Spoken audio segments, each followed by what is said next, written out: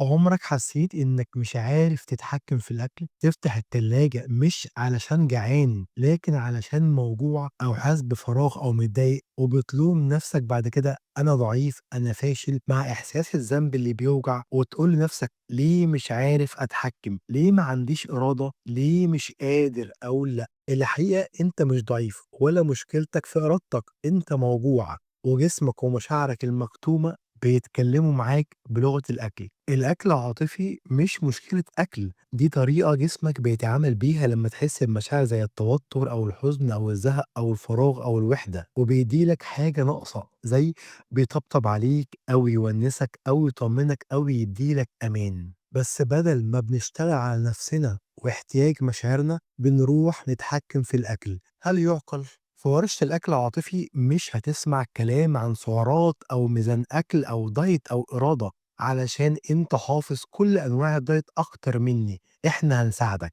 في ورشة الأكل العاطفي هتساعدك تفهم إيه اللي بيحصل في حياتك، ليه بقالي سنين في الدايت، ليه حتى لو أنا عامل تكميم أو تحويل مسار ليه برضه بيحصل تخن تاني، ليه بشوف في جروبات التكميم كله بيرجع بعد سنة. هنا هتفهم أصل مشكلتك ونشتغل على الجذور بجد. هتساعدك تفهم 7 أنواع الجوع، وإزاي تتعامل مع كل نوع جوع، زي جوع اللمة والجوع الهرموني الشهري والجوع التغذوي والجوع العاطفي، وكذا نوع جوع تاني. هتساعدك تتعلم إزاي أكون مبسوط بره التلاجة وبره الشوكولاتة. هتتعلم الأكل الواعي ومقياس الجوع والشبع ومبادئ التغذية الحدثية، ودول أهم مدرستين في علاقتك مع الطعام في الأكل العاطفي واضطرابات الطعام. لأن طبعًا ورق الدايت بيزوّد الأكل العاطفي.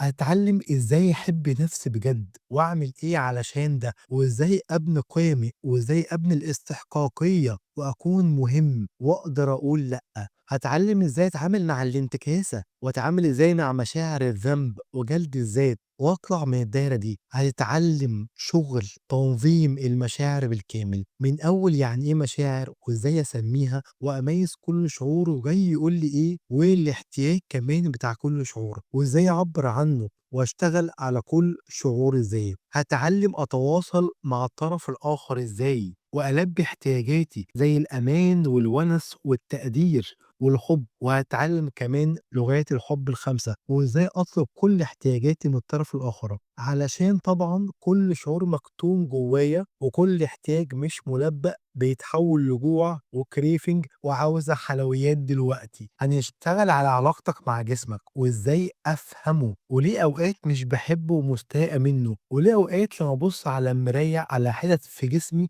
أروح أطلّع هَم في الأكل وأغضب منه. وهنشتغل إزاي أتقبّل جسمي وأحبه وأعتني بيه، وده مهم جدًا لأن ما حدش بيعمل حاجة حلوة لحد مش بيحبه. هنتعلم إزاي نتعامل مع الاسترس والتوتر. هنتعلم 2 أداة مهمة في شغل الاسترس والتوتر، وهنتعلم هرم احتياجاتنا وإزاي نلبيه، علشان ده برنامج تغيير شامل بيعالج أصل المشكلة من الجذور، وهيساعدك جدًا مع أطفالك ومشاعر أطفالك وتحميهم من الأكل العاطفي. وكمان عاملين جروب آمن مريح نفسي في بيئة آمنة للمشاركة اليومية على الحاجات اللي إحنا بنتعلمها، علشان البرنامج ده مش ورقة دايت، ده رحلة تعافي نفسي وسلوكي أيًا كان وزنك، ما لهاش علاقة بوزنك، حتى لو خسيت ما دام أنا عندي المشكلة دي بتفضل جوايا مش بتروح. المهم يا بطل تكون مستعد تتغير بجد. لو حسيت إن الكلام لمسك وجاهز بجد تتغير، فأهلًا بيك في رحلة التعافي من الأكل العاطفي. علشان كده البرنامج 3 شهور، 24 محاضرة، 36 ساعة، برنامج بجد مكثّف.